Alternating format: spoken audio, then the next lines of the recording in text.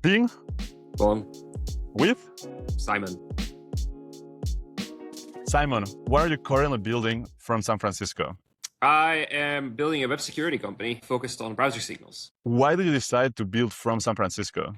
I left Belgium 10 years ago. That was where I was born, but it's unlikely that the place you were born is the best place to stay forever.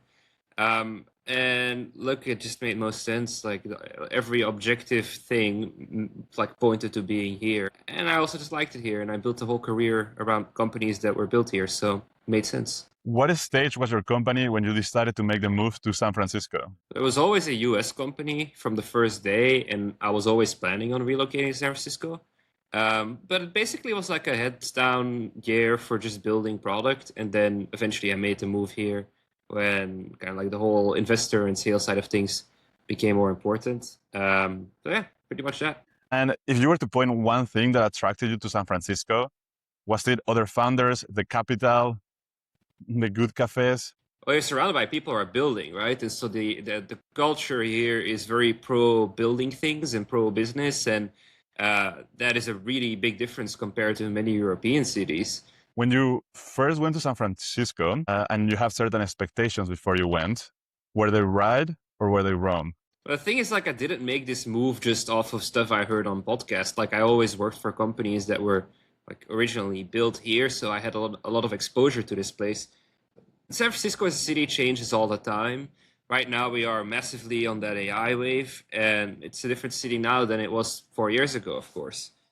So it is kind of what it is, and you make out of it what you make out of it. When you were prepping for like your year of building, was it like a lot of preparation beforehand, or was it just taking the leap? We got our first seed check before I was even like actually incorporated, and I was still in a job. So it was like kind of this is a problem. This is how I want to solve it. I might raise some capital, and then the person that I said to that I might raise some capital turned around very quickly and said, "And here is your capital." That happens sometimes, like especially here in San Francisco. I'd say people want to be the first, and they know that if they wait, they might lose. So things move very quickly here. Once that you're there, what is like one way how you manage to keep track to your network, to meet other founders while you're in the city? You go outside and you get bitten in the leg by the dog of the CTO of a company that's like really big.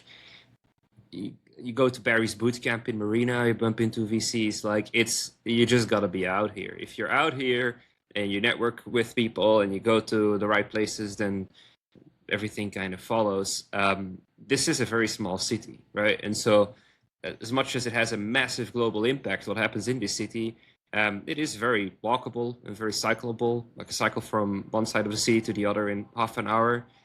It's really not that big of a place. So just being here and networking with the right people will make a major difference. What is like your favorite spot when you're in San Francisco to get work done?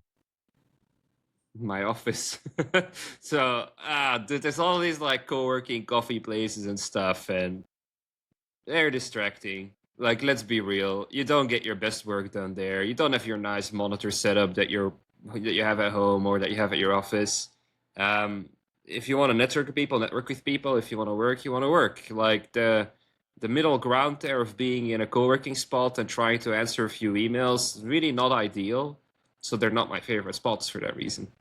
One encounter that you had spontaneously in San Francisco that ended up mattering a lot for you and your career? Thing is, like, when you work for a company whose roots are in San Francisco, in any job, your colleagues that you had at that company could be the people that get you your funding, right? Like, these could be the people that have friends in venture that will then help you build that company. And so the reality of this whole thing is that everything here matters.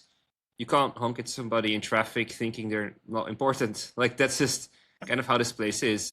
One cool place in San Francisco just to go and see and enjoy the views. The Palace of Fine Arts. One thing that when visiting San Francisco for like a short amount of time, coming from Europe, you must do. I go to some of the hackathons here. They're great. You get to meet a bunch of people, and there's some amazing talent that even at the most meh hackathons. There's at least one or two people there that are gonna do something really significant in the future, and it's really powerful to just be with them and learn from them. One thing that you must not do while in San Francisco as a founder. Honestly, like there's all of these like European communities here. You didn't move to the other side of the world to be surrounded by people from the country you're from. Like, sorry. Like, sure, they're fun to hang out with, right? And do that like every now and then, a week out of the month. But really broaden your horizon. Like, you shouldn't be moving your bubble from one place to the other. Like, you're in a different place now. You should be trying to be part of that different place. Working in San Francisco for you in one word. Inspiring. Would you ever build a company from Europe? Depends on the kind of company. If it was in an industry that is well matured in Europe and there's unique reasons to do it from there, then yes.